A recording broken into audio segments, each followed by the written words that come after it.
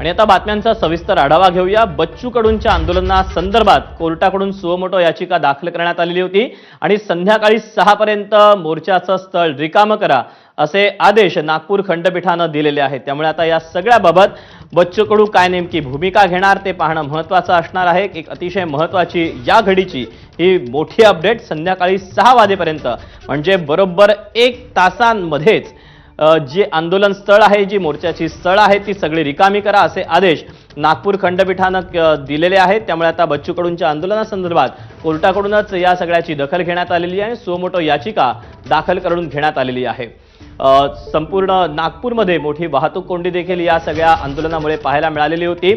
नागपूरची चारही बाजूने कोंडी झालेली होती आणि त्यामुळे आता सुमोटो याचिका दाखल करून घेत कोर्टाने हे महत्त्वपूर्ण आदेश दिलेले आहेत। 4 जे महामार्ग आहेत ते देखील आंदोलकांनी अडवून धरलेले होते। त्यामुळे संध्याकाळी 6 वाजेपर्यंत ही सगळी स्थळं रिकामी करा असे आदेश नागपूर खंडपीठाने दिलेले आहेत। आणि या आदेशानंतर आता बच्चू कडू यांची देखील प्रतिक्रिया आली आहे। बच्चू कडू काय म्हणतात आपण पाहूया। आमच्यापर्यंत कुठलीही नोटीस आली नाही, कुठलीही माहिती नाही। जेव्हा आमच्या हाती येईल तेव्हा आम्ही त्याचा विचार करू। पुन्हा उद्याचा प्लॅन आम्ही सकाळी जाहीर करू आणि तो अतिशय आक्रमक असेल। सरकारला नमवल्याशिवाय आम्ही राहणार नाही। तेव्हा आमच्यापर्यंत कुठलीही नोटीस किंवा कुठलाही आदेश पोहोचलेला नाही। ज्या वेळेला हे आदेश आमच्यापर्यंत पोहोचतील त्यावेळेला त्याच्यावर विचार करू। याशिवाय उद्या सकाळी देखील काय नेमका प्लॅन असेल हे देखील लवकरच जाहीर करू। त्यामुळे तुर्तास तरी बच्चू कडू आपल्या आंदोलनावर, आपल्या पवित्र्यावर अद्यापही ठाम असल्याचं पाहायला मिळतंय। दरम्यान आणखी एक महत्त्वाची अपडेट हाती आलेली आहे। राज्यमंत्री आशिष जयस्वाल हे नागपूर विमानतळावर दाखल झालेले आहेत आणि ते आता लवकरच बच्चू कडू यांची भेट घेणार आहेत। या सगळ्याबद्दलचे अपडेट देण्यासाठी तुषार कोहळे आपल्यासोबत आहे। तुषार, साधारणपणे विमानतळापासून ते ये आंदोलनाचं स्थळ जिथे बच्चू कडू आता आहेत हे गाठण्यासाठी राज्यमंत्र्यांना किती वेळ लागू शकतो? किती वेळामध्ये या दोघांची चर्चा सुरू होईल? 20 मिनिटाचं हे अंतर असणार आहे, कारण की 7 ते 8 किलोमीटर अंतरावरच विमानतळापासून हे आंदोलन सुरू आहे। मध्ये वन वे करण्यात आलेलं आहे, कारण की चक्काजाम असल्यामुळे एका बाजूची वाहतूक थांबलेली आहे। त्यामुळे पोलिसांच्या सुरक्षेमध्ये साधारण 20 मिनिटांमध्ये आशिष जयस्वाल आणि पंकज भोयर हे दोन्ही मंत्री आंदोलनस्थळी पोहोचणार आहे। सरकारचे प्रतिनिधी म्हणून ते येणार आहे आणि या संपूर्ण तोडगा निघते याकडे सर्वांचं लक्ष लागणार आहे। मात्र एकीकडे सरकारचं प्रतिनिधी मंडळ येत असतानाच न्यायालयाचा जो आदेश आला त्यामुळे थोडेसे आंदोलकांमध्ये रोषांची भूमिका पाहायला मिळत आहे। बच्चू कडू यांनी आपली भूमिका स्पष्ट केलेली आहे की न्यायालयाची कोणतीही प्रत आमच्यापर्यंत आलेली नाही आणि 6 वाजता आंदोलन 5 वाजता आदेश काढले जातात। त्यामुळे 1 तासामध्ये ते शक्य नाही। त्यामुळे मी जनतेसमोर आहे, जनतेच्या न्यायालयामध्ये मी उभा आहे। जनता काय निर्णय घ्यायचा, त्यामुळे त्यांनी न्यायालयाचा अवमान करणार नाही हे सांगताना आपला निर्णय हा जनतेवर सोपवलेला आहे, म्हणजे एक प्रकारे आंदोलकांवर सोपवलेला आहे, हे महत्त्वाचं आहे।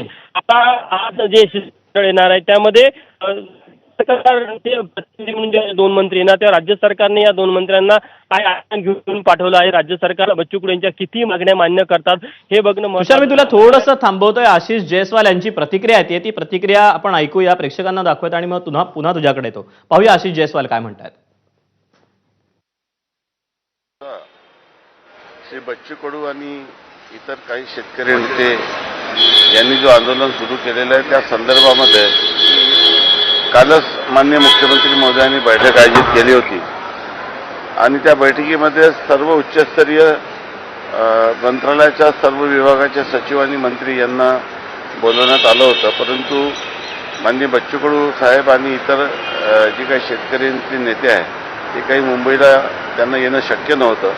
म्हणून आज माननीय मुख्यमंत्री महोदय यांनी यांचा निरोप घेऊन मी या ठिकाणी आलेलो आहोत की त्यांनी सरकार या सर्व विषयावर सकारात्मक चर्चा करायला तयार आहे आणि सरकारतर्फे मी आणि सहकार राज्यमंत्री श्री पंकज भोयर हे देखील येत आहे। मी त्यांची वाट पाहत आहे। मी पुण्याला होतो, मला तिथं निरोप मिळाल्यास मी लगेच विमान पकडून नागपूरला आलेलो आहोत आणि आताच मी पंकज भोयर साहेब यांची वाट पाहत आहे आणि सरकारतर्फे आमची सर्व शेतकरी बांधवांना आणि आंदोलनकर्त्यांना विनंती आहे की सरकारने आजपर्यंत सर्व निर्णय शेतकऱ्यांच्या हितासाठी घेतलेले आहे आणि शेतकऱ्यांच्या सर्व प्रश्नावर आणि दिव्यांगाच्या सर्व प्रश्नावर सकारात्मक निर्णय घेण्यासाठी आंदोलनकर्त्यांनी चर्चेला यावं, त्यांचे नेतृत्व करणाऱ्यांनी चर्चेला यावं आणि चर्चेतून आपण काहीतरी सकारात्मक मार्ग काढू अशा पद्धतीची विनंती मला आंदोलनकर्त्यांना या ठिकाणी करायची आहे. न्यायालयानं म्हटलंय की त्यांना 6 वाजेपर्यंत जे आंदोलनाची जागा आहे ती सोडण्यात यावी. न्यायालय हे अशा पद्धतीच्या आंदोलनाची कदाचित दखल घेतली असेल. मलाही काही व्हॉट्सअपवर एक मेसेज आलेला आहे, परंतु ती एक पॅरलल प्रक्रिया आहे जी न्यायालय करत असते आणि त्या विषयावर मला भाष्य करायचं नाही आहे. परंतु मला असं वाटतं की दिव्यांग बांधवांसाठी 1,500चा निर्णय 2,500 करण्याचा निर्णय असो की जिल्हा नियोजन समितीचा 1% निधी हा दिव्यांगासाठी खर्च करण्याचा निर्णय असो, सरकारने आजतागायत दिव्यांग आणि शेतकऱ्यांच्या हितासाठी जितके निर्णय विद्यमान सरकारने केलेले आहे ते आजपर्यंत घेतलेल्या निर्णयापेक्षा जास्त मोठे आणि महत्त्वाचे आहे. आणि अजून जे काही आंदोलनकर्त्यांची मागणी आहे त्या मागणीच्या संदर्भामध्ये सरकार निश्चितच सकारात्मक विचार करेल.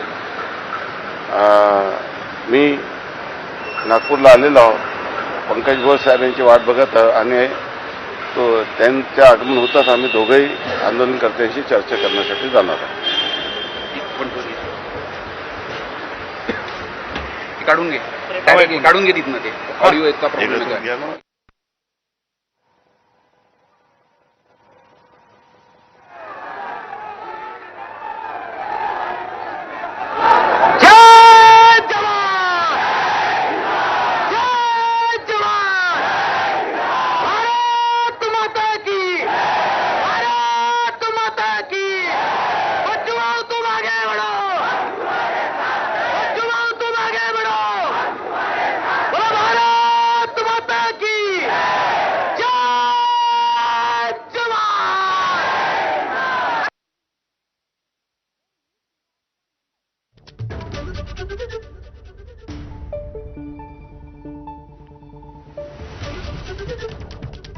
तेव्हा आता पुढचा 1 तास हा अनेक अर्थांनी महत्त्वाचा असणार आहे. 15 ते 20 मिनिटांमध्ये राज्याचं जे शिष्टमंडळ आहे अर्थात 2 राज्यमंत्री हे जाऊन बच्चू कडू यांची भेट घेऊन त्यांच्याशी चर्चा करणार आहेत. तर 6 वाजेपर्यंत मोर्चाचं स्थळ रिकामं करा असे आदेश नागपूर खंडपीठानं दिलेले आहेत. या सगळ्याबाबत कोर्टाकडून या आंदोलनाची दखल घेण्यात आलेली होती. सोमोटो याचिका दाखल करून घेण्यात आलेली होती आणि त्यानंतर बच्चू कडू यांची जी प्रतिक्रिया आलेली होती ती प्रतिक्रिया देखील महत्त्वाची होती. माझ्यापर्यंत कोर्टाच्या निर्णयाची कुठलीही प्रत पोहोचलेली नाही. ज्यावेळेला ही प्रत पोहोचेल त्यावेळेला त्याच्यावर आम्ही विचार करू आणि त्यानंतर आमची पुढची रणनीती जाहीर करू असा पवित्रा बच्चू कडू यांनी घेतल्याचं पाहायला मिळालेलं होतं. याशिवाय उद्या जे आंदोलन आम्ही करू ते अधिक आक्रमक असेल असा एक प्रकारे इशाराही त्यांनी दिला आहे. तर दुसरीकडे आता ही आंदोलनाच्या ठिकाणची आपण दृश्य पाहतोय. त्या ठिकाणी काही नेत्यांची भाषणं सुरू आहेत. सरकारनं पूर्णपणे कर्जमाफी करावी शेतकऱ्यांची यासह प्रमुख 8 मागण्या घेऊन बच्चू कडू यांनी आपल्या मूळ गावातून या ट्रॅक्टर मोर्चाला या महाएल्गार मोर्चाला सुरुवात केलेली होती आणि त्यानंतर संपूर्ण राज्यभरातले जे शेतकरी नेते आहेत ते देखील पाठिंबा देण्यासाठी विविध भागातून विविध जिल्ह्यातून विविध गावातून सगळे शेतकरी हे बच्चू कडूंच्या सोबत नागपूरपर्यंत पोहोचलेले होते. परिणामी नागपूरला 4ही बाजूंनी या शेतकऱ्यांच्या आंदोलनामुळे वाहतूक कोंडी झालेली पाहायला मिळते. काल रात्रीपासून जवळपास म्हणजे 24 तास होऊन गेलेले आहेत. गेल्या 24 तासामध्ये नागपूरमधलं काहीसं दृश्य हे असंच आपल्याला पाहायला मिळते. अनेक ट्रक असतील, ट्रॅक्टर असतील, बस असतील, लहान मोठ्या गाड्या असतील, स्कूल बसेस असतील, हे सगळेच्या सगळे सध्या अडकून पडलेले पाहायला मिळतात. आता या सगळ्याची दखल कोर्टाकडून देखील घेण्यात आलेली होती. कोर्टानं या सगळ्याबाबत सुमोटो याचिका दाखल करून घेतली आणि संध्याकाळी 6 वाजेपर्यंत हे मोर्चाचं स्थळ रिकामं करा असे आदेश नागपूर खंडपीठानं दिलेले आहेत. तर सरकारनं देखील या सगळ्याची दखल घेतलेली होती. सरकारकडून आता आपले 2 राज्यमंत्री हे चर्चेसाठी नागपूरला पाठवण्यात आलेले आहेत. खरं तर बच्चू कडू यांनी मुंबईला येऊन चर्चा करावी यासाठी एक उच्चस्तरीय बैठक मुख्यमंत्र्यांनी देखील आयोजित केलेली होती. मात्र या बैठकीसाठी मी येऊ शकत नाही, आंदोलन सोडून येऊ शकत नाही असं बच्चू कडू यांनी म्हटलेलं होतं आणि त्यामुळे काल जी बैठक आयोजित करण्यात आलेली होती ती रद्द करण्यात आलेली होती आणि त्यानंतर आज पुन्हा एकदा सरकारकडनं बच्चू कडू यांच्यासोबत संवाद साधण्यात आलेला होता आणि बच्चू कडू यांनी देखील आपला जो पवित्रा आहे मुंबईला न जाण्याचा तो आज देखील कायम ठेवला आणि त्यामुळे आता सरकारचे 2 प्रतिनिधी अर्थात राज्यमंत्री आशिष जयस्वाल जे अगदी थोड्याच वेळापूर्वी नागपूर विमानतळावर दाखल झालेले आहेत याशिवाय इतरही काही जे अधिकारी आहेत ते देखील कदाचित आशिष जयस्वाल यांच्यासोबत जाऊ शकतात आणि त्यामुळे आता या राज्यमंत्र्यांसोबत चर्चेनंतर बच्चू कडू यांचं समाधान होतं का, सरकारकडनं काय नेमकं त्यांना आश्वासन देण्यात येतं ते पाहणं महत्त्वाचं असणार आहे. तुषार, मागच्या एका तासातल्या आपण जर घडामोडी बघितल्या तर अत्यंत वेगवान घडामोडी या नागपूरमध्ये घडताना पाहायला मिळत आहेत. सध्या आंदोलनस्थळी काय नेमकं सुरू आहे, काय नेमक्या घडामोडी घडत आहेत, पुढचा 1 तास अतिशय महत्त्वाचा असणार आहे. आत्ताची जी लेटेस्ट अपडेट आहे, बच्चू कडू यांना कोणीतरी व्हॉट्सअपवर न्यायालयाचा आदेश दाखवला आणि त्यानंतर बच्चू कडूंनी भूमिका स्पष्ट केली की आमचं आंदोलन इथे जे सुरू आहे सुरू राहणार आहे. जेव्हापर्यंत आमच्या मागण्या मान्य होणार नाही तेव्हापर्यंत आम्ही इथनं हटणार नाही. प्रशासनाला जर काही या संदर्भात जो निर्णय घ्यायचा आहे तो आता प्रशासनाला घ्यायचा आहे, पण आम्ही या ठिकाणी आंदोलन आमचं सुरूच राहणार आहे. दुसरी महत्त्वाची अपडेट ही आहे की आशिष जयस्वाल हे नागपूर विमानतळावर पोहोचले आहे. मात्र पंकज भोयर हे मुंबईवरनं 6 वाजता आशिष जयस्वाल आणि पंकज भोयर हे दोन्ही साधारण 6 म्हणजे 6:20च्या दरम्यानमध्ये या ठिकाणी येण्याची शक्यता आहे. त्यामुळे साधारण आणखी 1 तासाचा वेळ लागू शकतो सरकारच्या प्रतिनिधी मंडळाला इथे येण्यासाठी. मात्र सध्या अत्यंत तणावाची स्थिती इथे आपल्याला जरी आंदोलकांमध्ये एक संताप पाहायला मिळत आहे. बच्चू कडू यांच्यामध्ये देखील संताप पाहायला मिळत आहे. त्यांनी न्यायालयाची कॉपी बघितल्यानंतर जी भूमिका घेतली की जनता जी ठरवेल तेच होईल, प्रशासनाला जे करायचं त्यांनी भूमिका घ्यावी. त्यामुळे अत्यंत तणावाची स्थिती त्यामुळे एक तुषार, मी थोडंसं थांबवतो तुला कारण की तुझा आवाज आमच्यापर्यंत नीट पोहोचू शकत नाहीये, काहीतरी नेटवर्कमध्ये कदाचित तांत्रिक बिघाड असावा.